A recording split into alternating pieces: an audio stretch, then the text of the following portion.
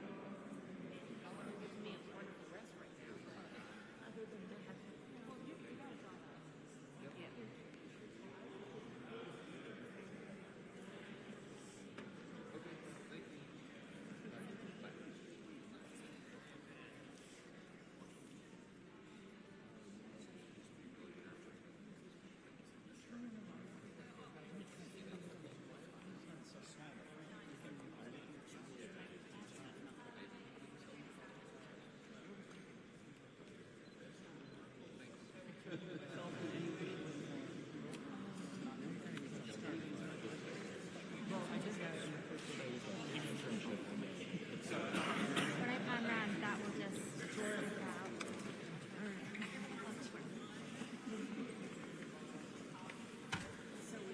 Sorry. Yep.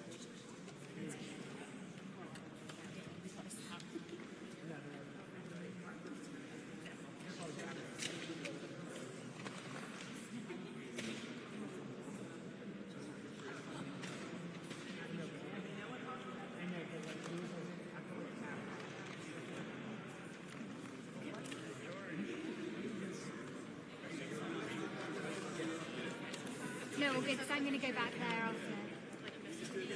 Yeah. As you go in the door, it's on the right hand side. I drew a little J inside it, but I don't think I want to do it.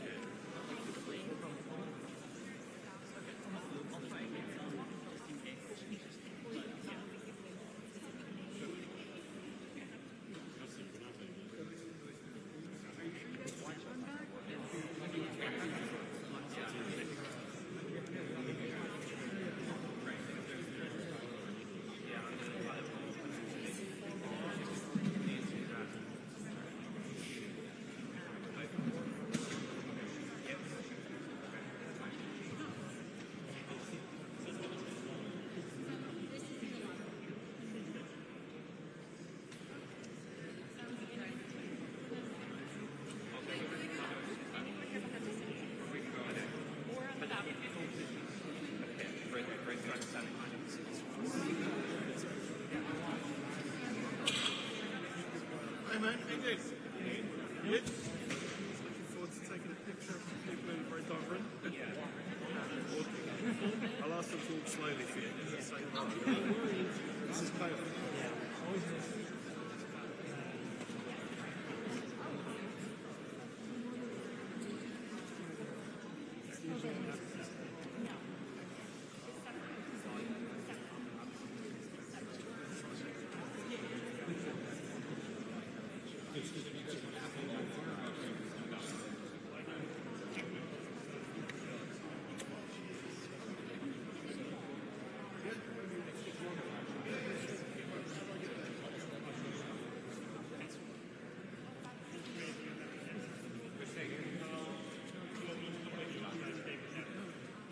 Either way. Okay. We're all going to the same place, so it's we're going to go rid of some. I can't talk.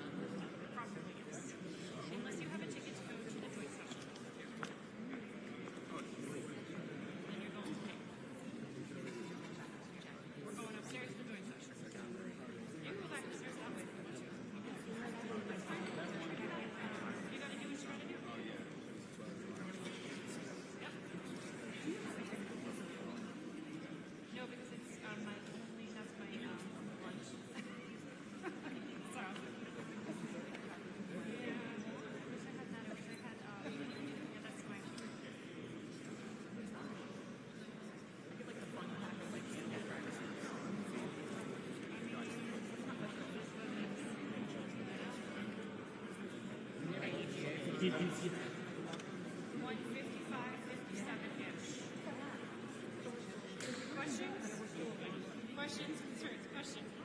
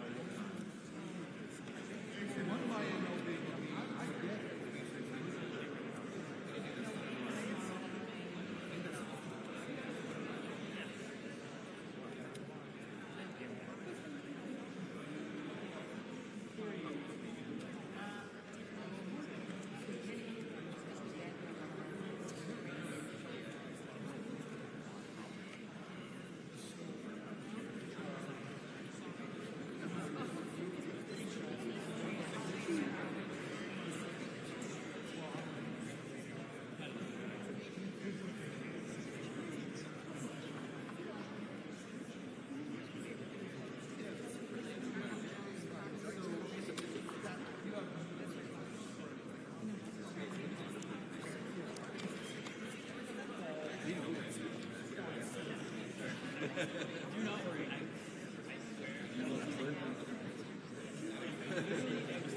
know you're not going to. You're going to be great. But we were talking.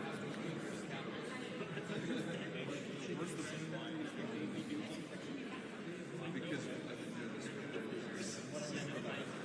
But you're okay.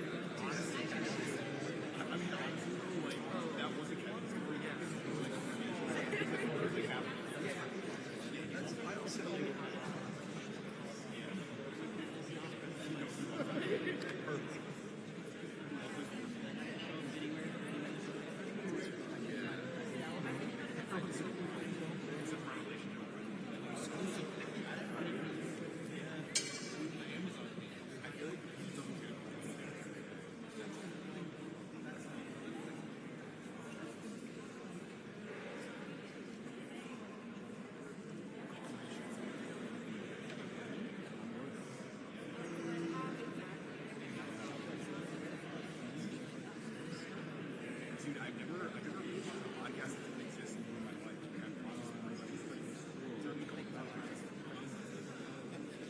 Basically,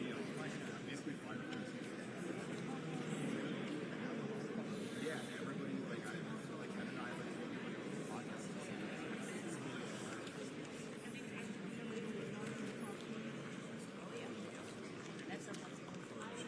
We should not stand in front of them. No, let's just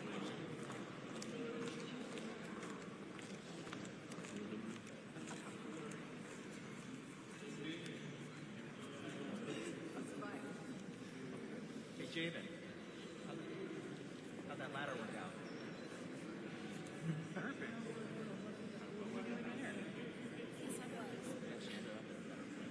You actually ended up in a good place.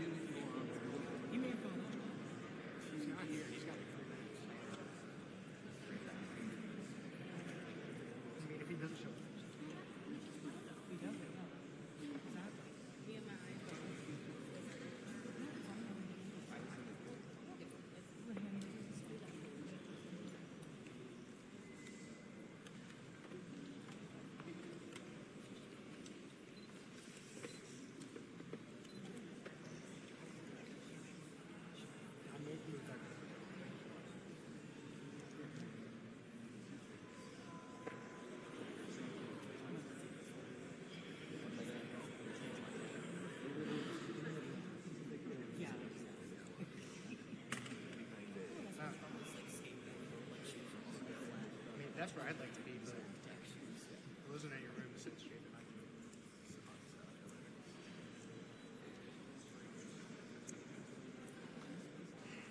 No, I'm not sure.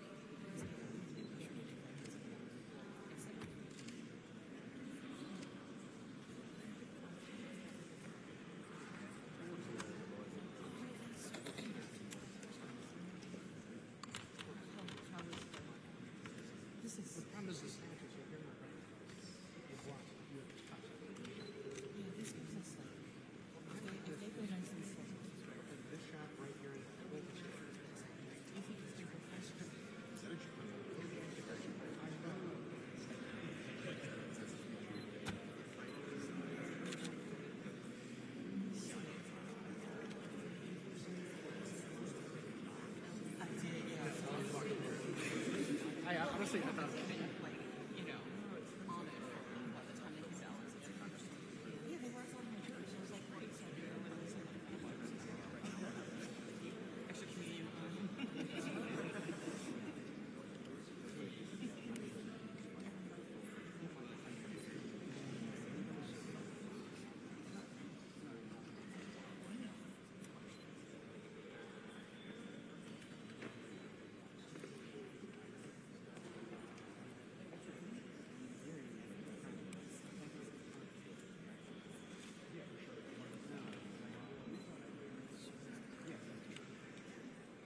All right, thanks, Mike.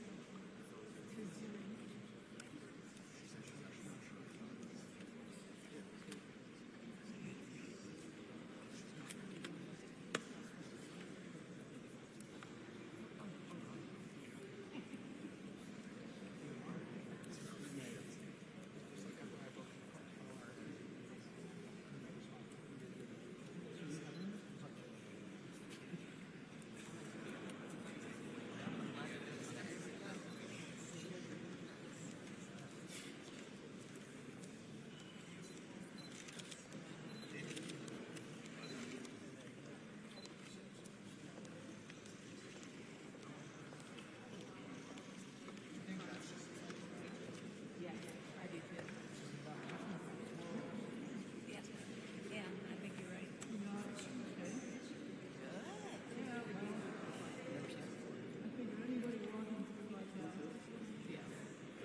What ISO do you take?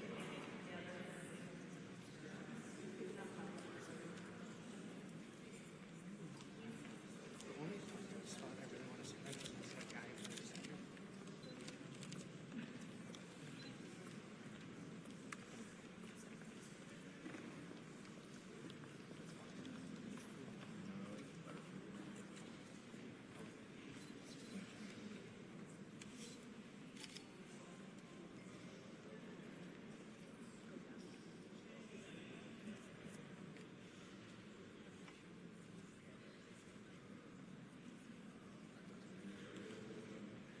There were like 5 comments meetings or for my friends were like, of course you were there.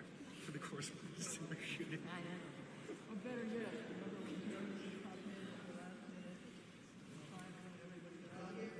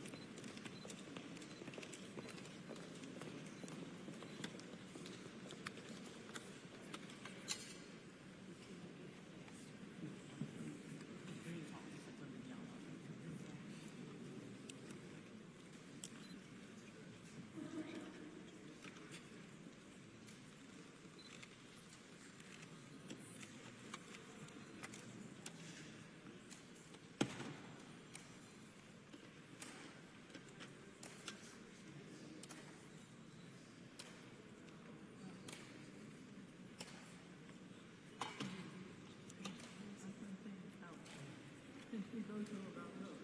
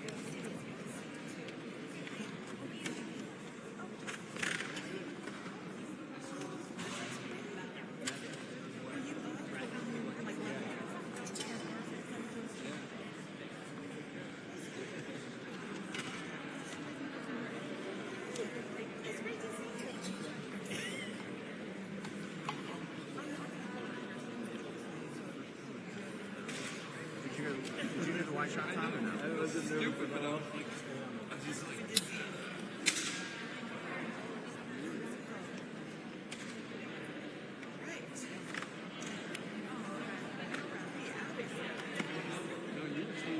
So Getty family reunion. Good to see you. All right.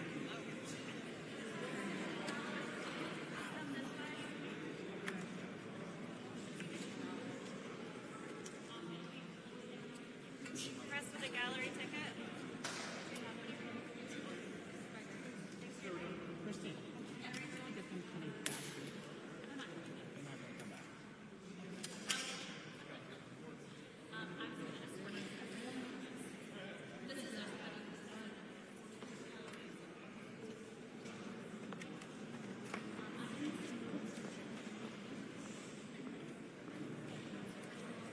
Do we have to go like right there?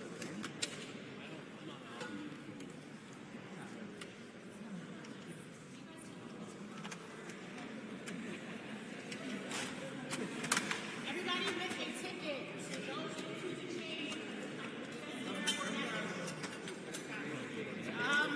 Cameras.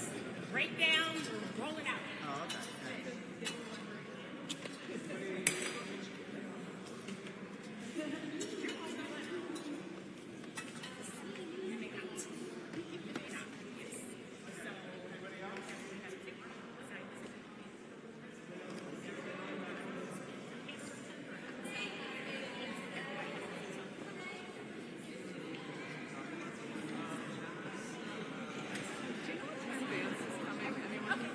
Oh, these must come. Yeah. I assume they'll be coming with the same. I think like 220, but I guess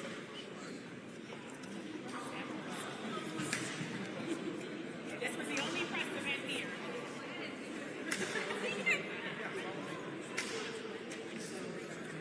If you don't have a ticket and you're a gallery regular with an office space in one of the congressional media galleries, you may also gather.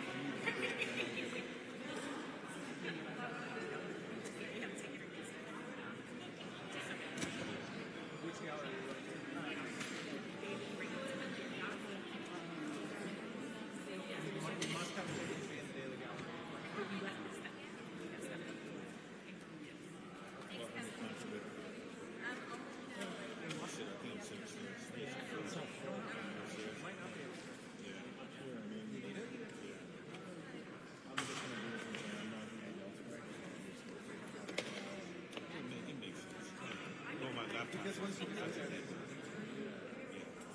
well, I might do that. Always a pleasure, bro. See you. You as well. Come over to the book. I will. I'll shoot you a text. Okay. You know, I just want to make sure that I made it.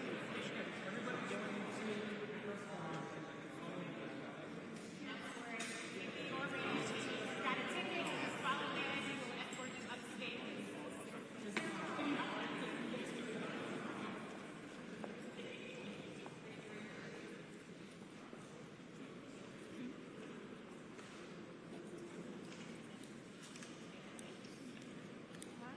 How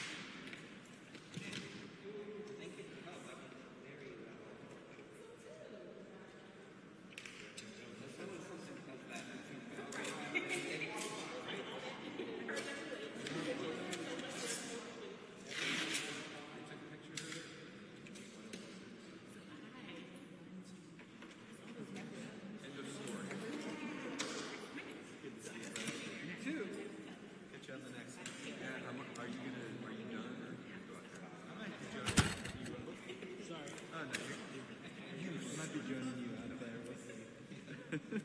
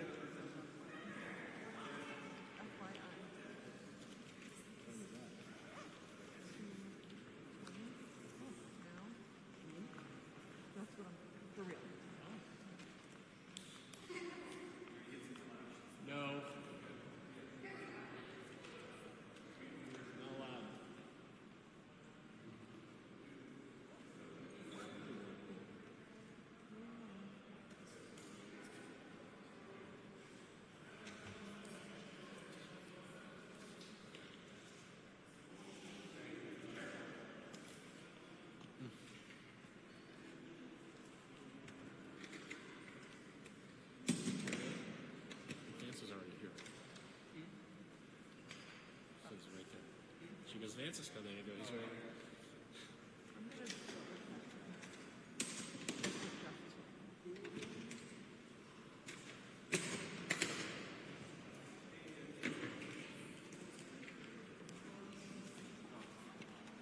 I think the CNN thing was great. Yeah? Yeah, her and I had a great time, actually. Oh, really? Yeah. Nice. We kind of knew everybody, and That's so cool. not everybody, but everybody was like just happy to see us, and we just moved around. They were like, great. That's so nice. We just went home and said everything, and it was pretty smooth. Nice. Yeah. I'm glad it worked The out. British were great. They're really good Right. staff. Thanks for recommending on that. Yeah, of course. And how was the obviously the evening for you? Oh, it was crazy. Yeah. I saw your shots, of course. It was a little scary. Right. Definitely scary. So, right when you heard it, did you shift or like what was your situation? We just left the buffer to go to our, because everyone was starting to eat. Yeah. So it was like outside the ballroom, up the short steps, and then we were down at the bottom of the stairs in there. It's like the main hallway, sort of. And because we were sitting at the bottom of the steps, they just had tables set up to us, like off to the side, with all of our dinners. And Wait, how long was the event? Like, was it 4 hours, like always? it was supposed to be, but it ended before nobody got dinner. It ended before it Oh, started. sorry. I thought you were still talking about CNN. Sorry. Oh, no, you we're said now the on. evening. Sorry. I was like, Okay. the dinner. No. Sorry. I was just looking at the editor writing. So Yeah. back to the dinner. So you were saying you were in the buffer. Oh, yeah. What were you In the asking dinner. about before? Sorry. I asked you about CNN. Then we switched to the dinner, and then I looked here. Oh, you're good. Wait, sorry. One sec. I'll hang out here. See if it posted.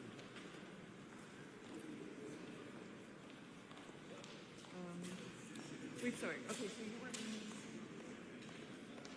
the buffer at the dinner, and you heard everything? Yeah. We left the buffer because everybody was supposed to eat. Yeah. So they just had quick opening remarks.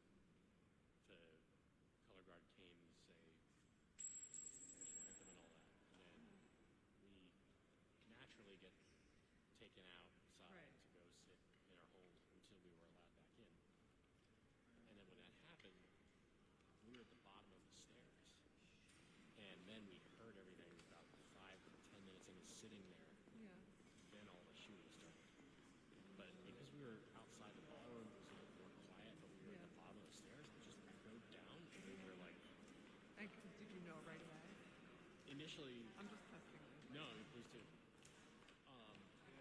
Initially, like there was, when that guy put out that first shot, thinking because it was dinner time, that someone had just dropped a big cart of food or something near or down a stair. Yeah. And I was like, that hit a landing on the concrete. Like, Right. Makes sense. And then, Because your mind goes to places right away without you considering. and then I heard the return fire. And then it confirmed my fears was that all the H runs out. I'm like, oh, okay, this is getting really serious. Cool. And then everybody started yelling. And it was very.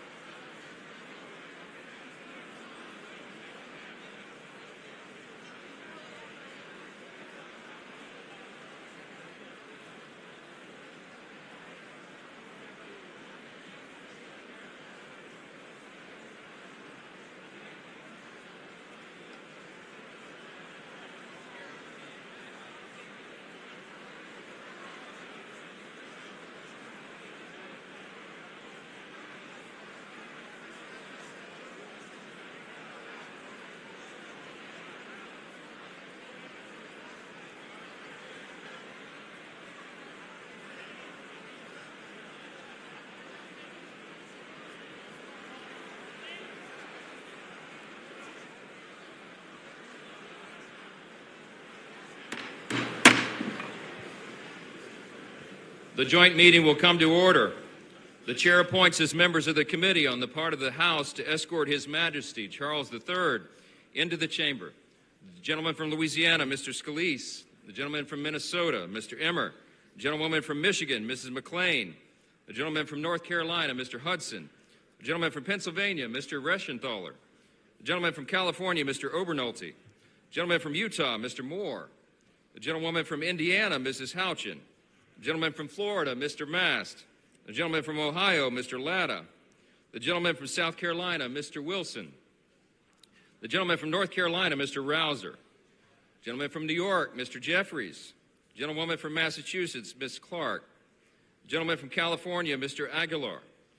The gentleman from California, Mr. Liu. The gentleman from Colorado, Mr. Neguse. The gentlewoman from Washington, Ms. Del Bene. The gentlewoman from California, Ms. Pelosi. The gentleman from Maryland, Mr. Hoyer. The gentleman from New York, Mr. Meeks. The gentleman from Connecticut, Mr. Himes. The gentleman from Colorado, Mr. Crow.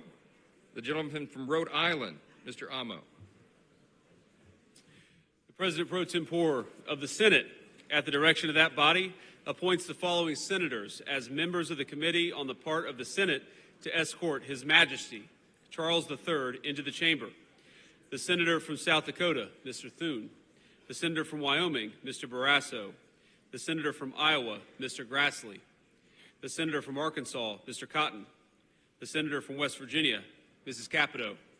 The senator from Oklahoma, Mr. Langford. The senator from South Carolina, Mr. Scott. The senator from Idaho, Mr. Risch. The senator from New York, Mr. Schumer.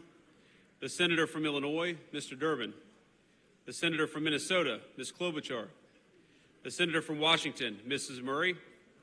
The senator from Wisconsin, Ms. Baldwin. And the senator from New Hampshire, Mrs. Shaheen. All members of the Escort Committee will exit the chamber through the lobby doors.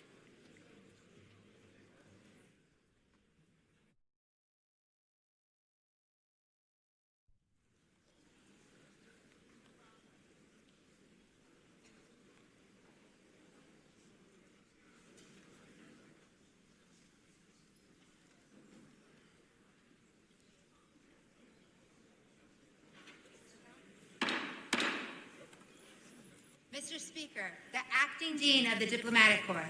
We never know who this is.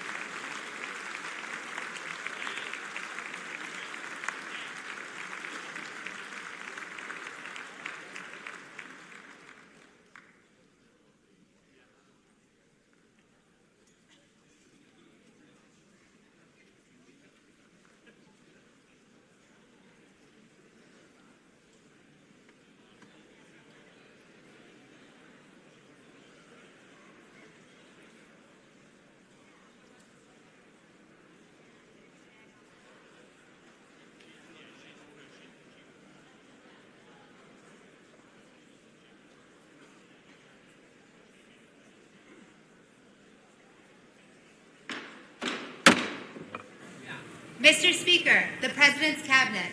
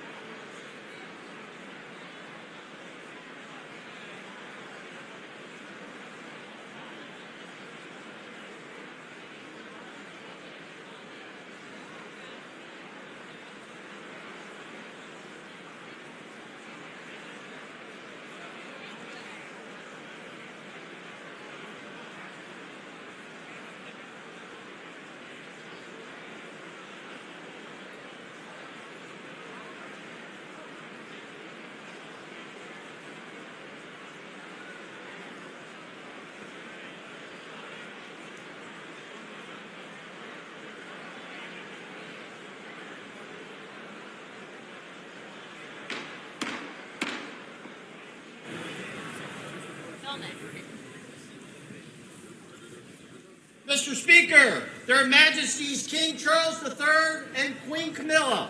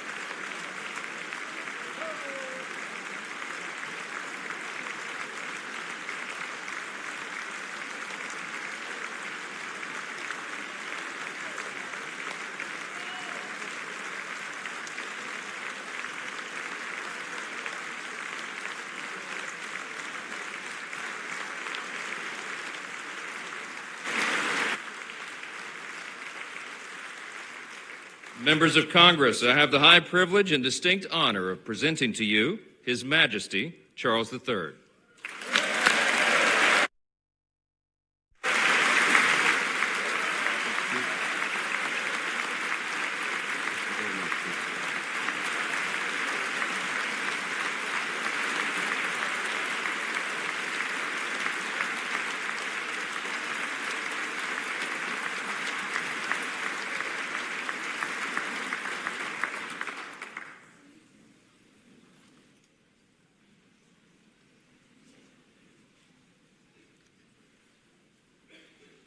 Mr. Vice President, Mr. Speaker, members of Congress, representatives of the American people across all states, territories, cities, and communities. I would like, if I may, to take this opportunity to express my particular gratitude to you all for the great honor of addressing this joint meeting of Congress, and on behalf of the Queen and myself, to thank the American people for welcoming us to the United States to mark this semi-quincentennial year of the Declaration of Independence. And for all of that time,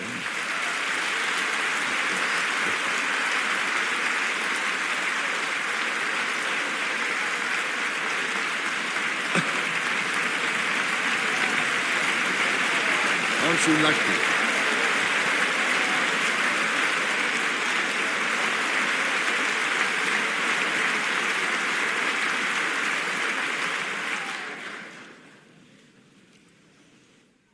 And for all of that time, our destinies as nations have been interlinked.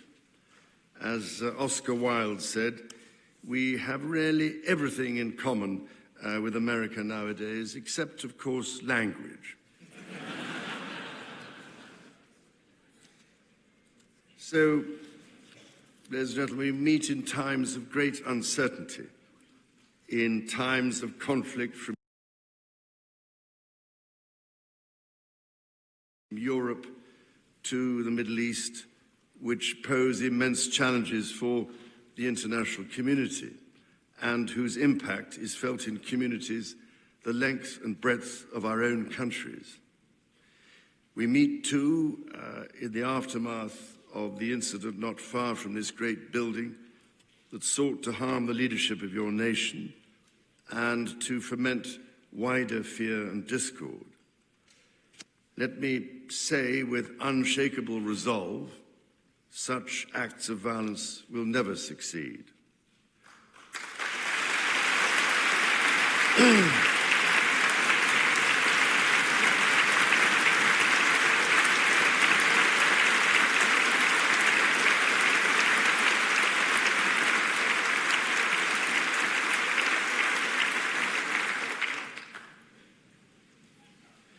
Whatever our differences, whatever disagreements we may have, we stand united in our commitment to uphold democracy, to protect all our people from harm, and to salute the courage of those who daily risk their lives in the service of our countries. Standing here today, it is hard not to feel the weight of history on my shoulder, because the modern relationship between our two nations and our own peoples spans not merely 250 years, but over 4 centuries. It is extraordinary to think that I am the 19th in our line of sovereigns to study with daily attention the affairs of America. So I come here today with the highest respect for the United States Congress, this citadel of democracy created to represent the voice of all American people to advance sacred rights and freedoms. Speaking in this renowned chamber of debate and deliberation, I cannot help but think of my late mother, Queen Elizabeth, who in 1991 was also afforded this signal honor and similarly spoke under the watchful eye of the Statue of Freedom above us. Today, I am here on this great occasion in the life of our nations to express the highest regard and friendship of the British people to the people of the United States. Now, as you may know, when I address my own Parliament at Westminster, we still follow an age-old tradition and take a Member of Parliament hostage, holding him or her at Buckingham Palace until I am safely returned. These days, we look after our guests rather well, to the point that they often do not want to leave. I don't know, Mr. Speaker, if there were any volunteers for that role here today. As I look back across the centuries, Mr. Speaker, there emerge certain patterns, certain self-evident truths from which we can learn and draw mutual strength. With the spirit of 1776 in our minds, we can perhaps agree that we do not always agree, at least in the first instance. Indeed, the very principle on which your Congress was founded, no taxation without representation, was at once a fundamental disagreement between us, and at the same time a shared democratic value which you inherited from us. Ours is a partnership born out of dispute, but no less strong for it. So perhaps in this example, we can discern that our nations are in fact instinctively like-minded, a product of the common democratic, legal, and social traditions in which our governance is rooted to this day. Drawing on these values and traditions, time and again, our two countries have always found ways to come together. And by Jove, Mr. Speaker, when we have found that way to agree, what great change is brought about, not just for the benefit of our peoples, but of all peoples. This, I believe, is the special ingredient in our relationship. as President Trump himself observed during his state visit to Britain last autumn, the bond of kinship and identity between America and the United Kingdom is priceless and eternal. It is irreplaceable and unbreakable.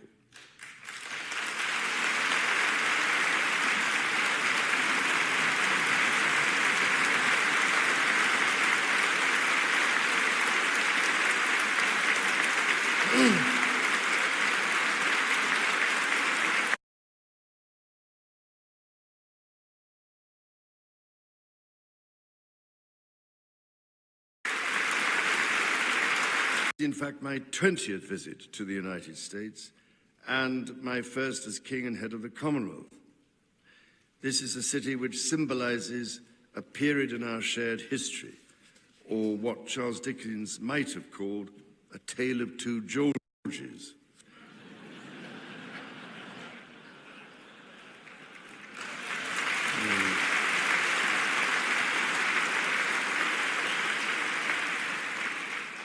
The first president, George Washington, and my 5 times great-grandfather, King George III. King George, as you know, never set foot in America, and please rest assured, ladies and gentlemen, I am not here as part of some cunning rearguard action.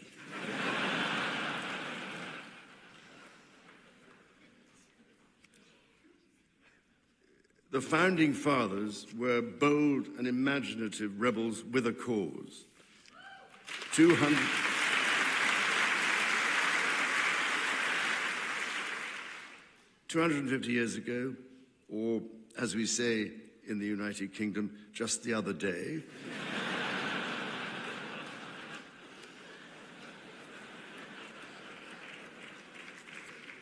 they declared independence by balancing contending forces and drawing strength in diversity.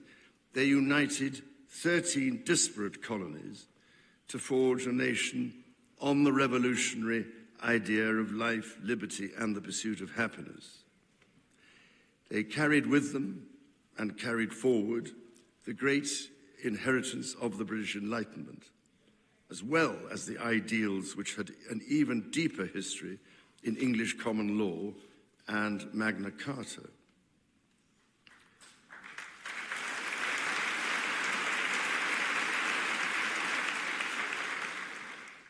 These roots run deep, and they are still vital. Our Declaration of Rights of 1689 was not only the foundation of our constitutional monarchy, but also provided the source of so many of the principles reiterated, often verbatim, in the American Bill of Rights of 1791.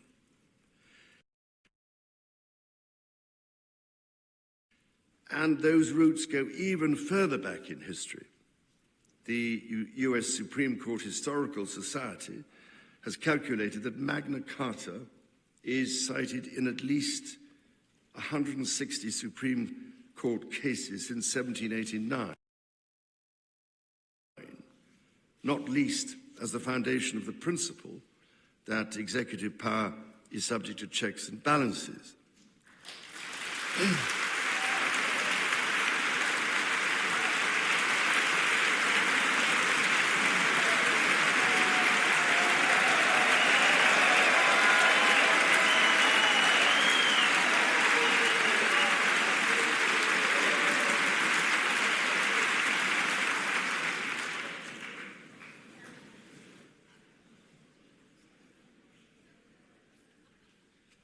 This is the reason why there stands a stone by the River Thames at Runnymede, where Magna Carta was signed in the year 1215. This stone records that an acre of that ancient and historic site was given to the United States of America by the people of the United Kingdom to symbolize our shared resolve in support of liberty and in memory of President John F. Kennedy. Distinguished members of the 119th Congress, it is here in these very halls that this spirit of liberty and the promise of America's founders is present in every session and every vote cast. not by the will of one, but by the deliberation of many, representing the living mosaic of the United States. In both of our countries, it is the very fact of our vibrant, diverse, and free societies that gives us our collective strength, including to support victims of some of the ills that so tragically exist in both our societies today. And, Mr. Speaker, for many here, and for myself, the Christian faith is a firm anchor and daily inspiration that guides us, not only personally,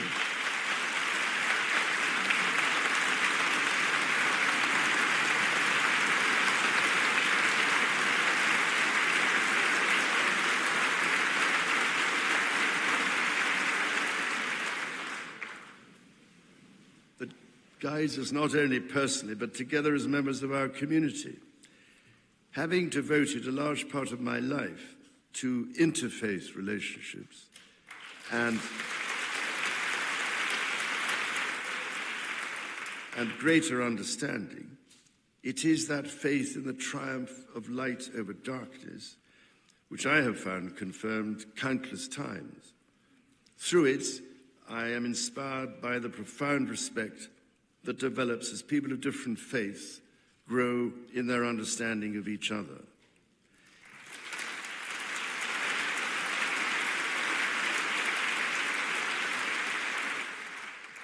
It is why, it is my hope, my prayer, that in these turbulent times,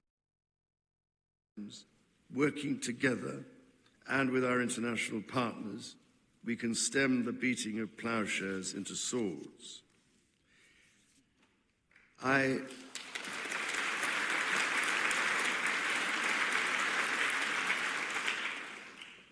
am mindful that we are still in the season of Easter, the season that most strengthens my hope. It is why I believe with all my heart that the essence of our two nations is a generosity of spirit and a duty to foster compassion, to promote peace, to deepen mutual understanding, and to value all people of all faiths and of none.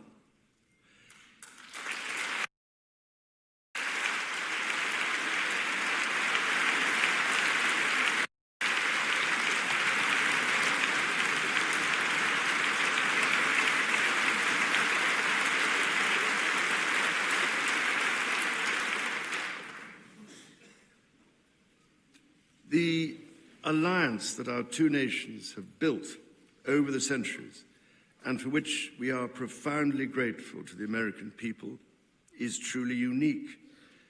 And that alliance is part of what Henry Kissinger described as Kennedy's soaring vision of an Atlantic partnership based on twin pillars, Europe and America. That partnership, I believe, Mr. Speaker, is more important today than it has ever been.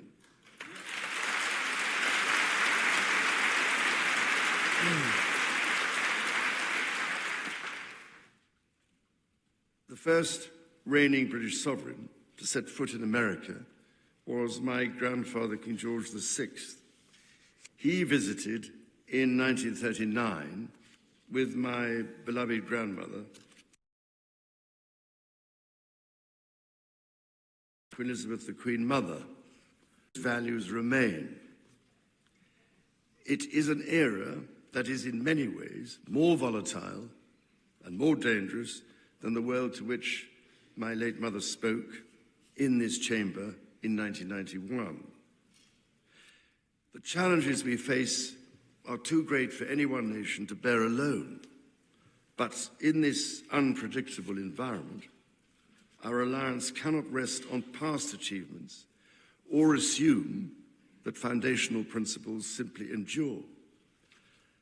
As my Prime Minister said last month, ours is an indispensable partnership. We must not disregard everything that has sustained us for the last 80 years. Instead, we must build on it. Renewal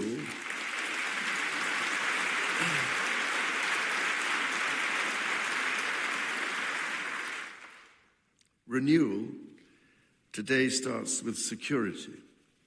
The United Kingdom recognizes that the threats we face demand a transformation in British defence. That is why our country, in order to be fit for the future, has committed to the biggest sustained increase in defence spending since the Cold War, during part of which, over 50 years ago, I served with immense pride in the Royal Navy, following in the naval footsteps of my father, Prince Philip, Duke of Edinburgh, my grandfather, King George VI, my great-uncle, Lord Mountbatten, and my great-grandfather, King George V. This year, of course, also marks the 25th anniversary of 9/11. This atrocity was a defining moment for America, and your pain and shock were felt around the whole world. During my visit to New York, my wife and I will again pay our respects to the victims, the families, and the bravery shown in the face of terrible loss. We stood with you then, and we stand with you now in solemn remembrance of a day that shall never be forgotten.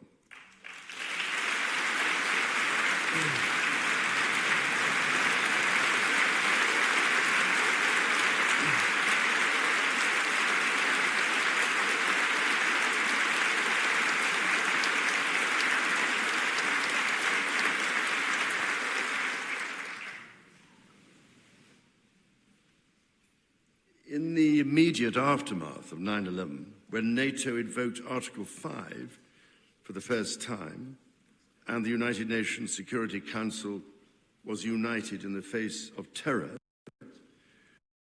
we answered the call together, as our people have done so for more than a century, shoulder to shoulder through 2 world wars, the Cold War, Afghanistan, and moments that have defined our shared security. Today, Mr. Speaker, that same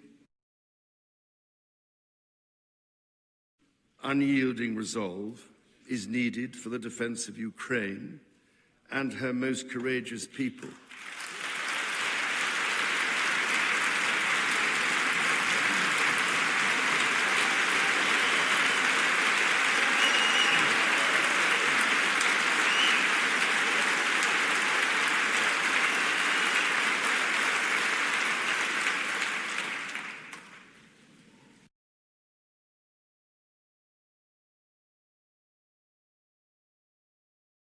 It is needed in order to secure a truly just and lasting peace.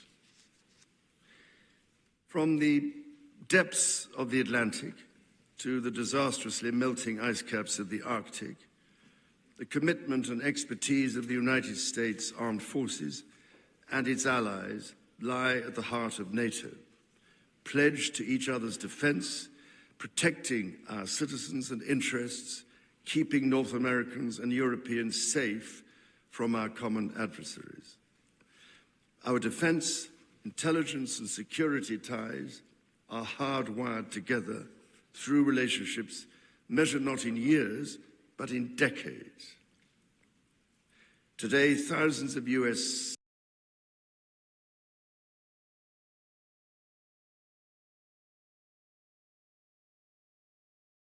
service personnel, defense officials and their families are stationed in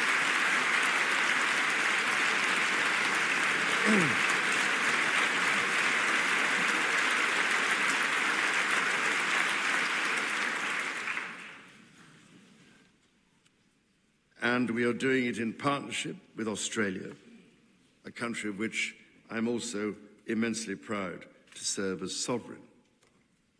We do not embark on these remarkable endeavours together out of sentiment. We do so because they build greater shared resilience for the future, so making our citizens safer for generations to come. Our common ideals were not only crucial for liberty and equality, they are also the foundation of our shared prosperity. The rule of law, the certainty of stable and accessible rules, an independent judiciary resolving disputes and delivering impartial justice. These features created the conditions for centuries of unmatched economic growth in our two countries. This is why our governments are concluding new economic and technology agreements to write the next chapter of our joint prosperity and ensure that British and American ingenuity continues to lead the world. Our nations are combining talent and resources in the technologies of tomorrow. Our new partnerships in nuclear fusion and quantum computing and in AI and drug discovery, holding the promise of saving countless lives. More broadly, we celebrate the $430 billion in annual trade that continues to grow, the $1.7 trillion in mutual investment that fuels that innovation, and the millions of jobs on both sides of the Atlantic, supported across both economies. These are strong foundations on which to continue to build for generations yet unborn. Our ties in education, research, and cultural exchange empower citizens and future leaders of both countries. The Marshall Scholarship, named after the great General George Marshall, and the association of which I am so proud to be patron, are emblematic of the connection between our two countries. Since its founding, more than 2,300 scholarships have been awarded, opening doors for Americans from all walks of life to study at the United Kingdom's leading universities. So as we look toward the next 250 years, we must also reflect on our shared responsibility to safeguard nature, our most precious and irreplaceable asset.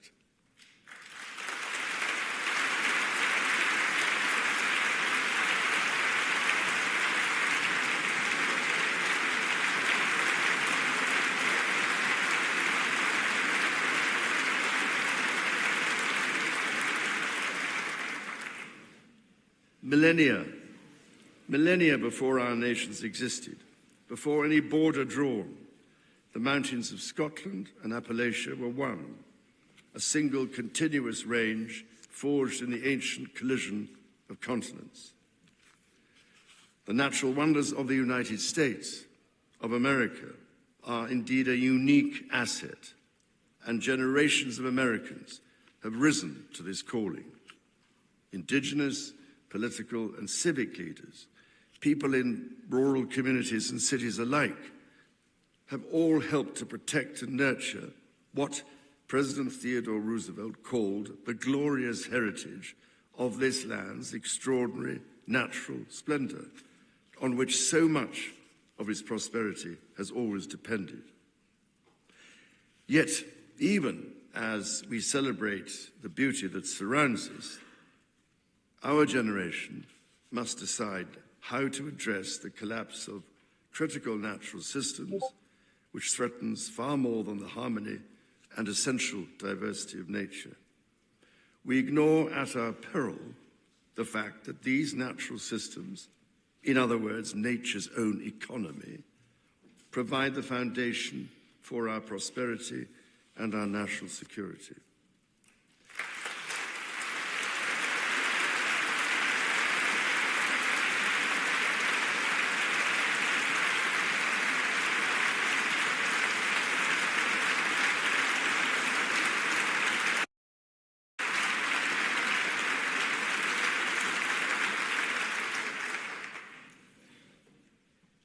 The story of the United Kingdom and the United States is at its heart a story of reconciliation, renewal, and remarkable partnership.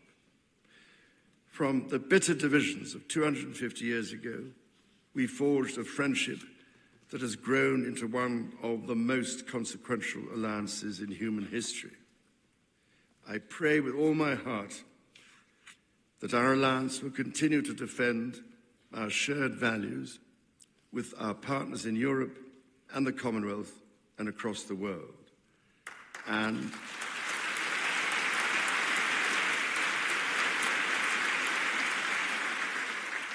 that we ignore the clarion calls to become ever more inward-looking.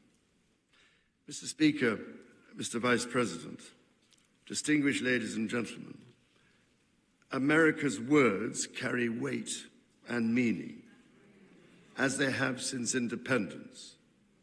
The actions of this great nation matter even more.